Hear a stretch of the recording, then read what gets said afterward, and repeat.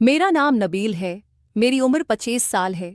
मेरी अभी तक शादी नहीं हुई थी। हम लोग पंजाब के एक गांव में रहते हैं, जबकि मेरा भाई फ़हीम रावलपिंडी गौहर मंडी में रहता है। मेरे बड़े भाई फ़हीम की शादी को 6 महीने हो गए थे। भाई ने कि मुझे कारल किया और कहा कि नबील तुम रावलपिंडी आ जाओ, मैं तुम्हें नौकरी लिखवा दूंगा। फिर मैं तैयारी करके भाई के घर पर रावलपिंडी पहुंच गया। मेरी भाभी जिनकी उम्र 23 साल थी, जिनका नाम फाखिरा था। मैं जैसी पहुंचा तो मैंने भाई को सलाम किया। भाई ने मुझे गले से लगाया और भाभी को भी सलाम किया। और फिर मेरे बड़े भाई फ़हीम भाई कहने लगे कि फाखिरा जो मेरे भाई के लिए नाश्ता वगैरह का इंतजाम करो। मेरी भाभी कहने लगी, फ़हीम आप परेशान मत हो, आखिर नबील मेरा देवर है, मैं ठीक से उसकी मेहमान नवाजी करूंगी। भाई कहने लगी कि मैं जा रहा हूँ जॉब पर, तुम आराम से नाश्ता करो और फिर आराम करो। मैंने अपने ऑफिस में तुम्हारी बात चलाई है, वो चल तुम्हारी इंटरव्यू के लिए बुलाएंगे। मेरे भाई वाटर बोर्ड में मुलाजिम थे और अच्छी पोस्ट पर थे। 1 लाख से ज्यादा उनके साइली थे। फिर भाई चले गए, मैं विश्रूम चला गया। हाथ मुंह धोकर वापस आया तो भाभी नाश्ता बनाकर आ गई थी। भाभी ने मेरे सामने नाश्ता रखा और फिर कहने लगी कि हाँ नबील तुम ये नाश्ता करो, मैं तुम्हारी लिए चाय बनाकर लाती हूँ। और फिर थोड़ी देर के बाद भाभी चाय बनाकर ले आई और फिर हम दोनों बैठकर बातें करते रहे और चाय भी पीते रहे। भाभी मेरी उम्मी अपूर दूसरे छोटे बहन भाइयों के बारे में पूछ रही थी। मैंने कहा सब खैरियत से हैं और ठीक हैं, आपको सलाम कह रहे थे। सब तो भाभी खुश हो गए। भाभी बहुत खूबसूरत और जवान भी थी, क्योंकि उनकी शादी को मुहीद 6 महीने हुए थे और उनकी कोई औलाद भी नहीं थी और दिखने में बहुत ज्यादा खूबसूरत थी। मैंने नोट किया था कि भाभी मुझे गौर से देख रही थी, जैसे मैं उनको अच्छा लगा हूं। शायद फिर मुझे जमाइयां आने लगी तो भाभी ने कहा कि नबील जाकर फला रूम में सो जाओ, आराम कर लो। मैं जाकर रूम में सो गया, पता ही नहीं चला दोपहर के 2 बज गए। भाभी मुझे उठाने आई हुई थी।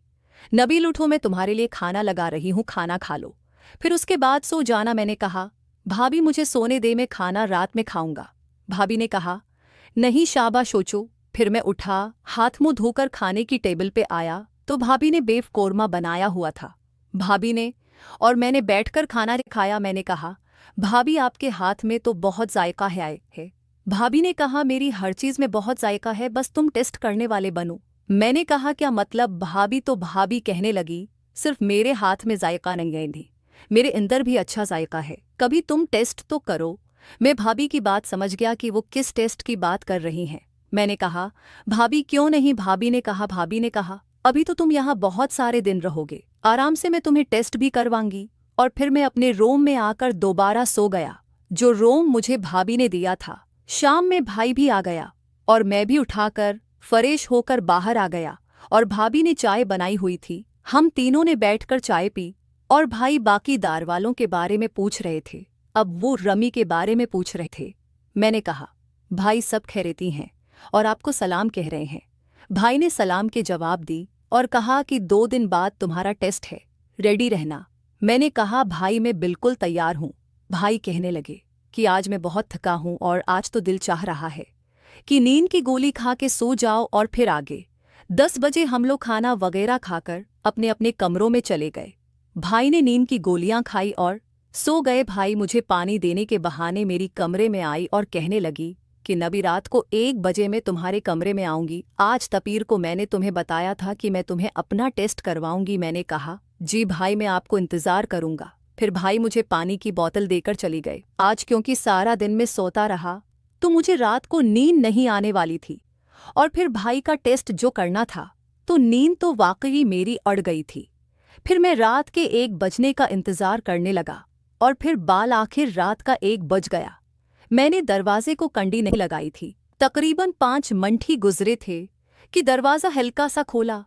मैंने देखा भाई बिल्कुल तैयार होकर मेरी कमरे में आ रही थी। उन्होंने हल्का सा मेकअप किया हुआ था और नीले कलर का ड्रेस पहना हुआ था, जिसमें वो क़यामत लग रही थी। भाई मेरे पास आकर बैठ गया, मुझसे पूछने लगी कि नबील तो उन्हें पहले किसी लड़की के साथ किया है। मैंने कहा नहीं भाई, मैंने कभी नहीं किया, मुझे इस चीज का बिल्कुल भी तजर्बा नहीं है। भाई ने कहा, तुम परेशान मत हो, जैसे जैसे मैं कहती जाऊं वैसे वैसे तुम करते जाओ, और आखिर मैं तुमसे पूछूंगी कि बताओ मेरा टेस्ट कैसा लगा। तो मैं फिर भाई ने अपना दुपट्टा अत्ता कर रख दिया। मेरा इस तरह से सब कुछ हटाना शुरू हो गई, और फिर मेरा सब कुछ हटा दिया। भाई ने